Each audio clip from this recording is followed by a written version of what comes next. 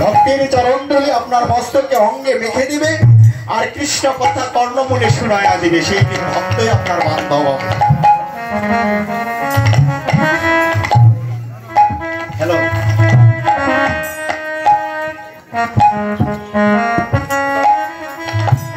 আপনার সেদিনে ভক্তমণি এই তো ভক্ত সঙ্গ করে যাচ্ছেন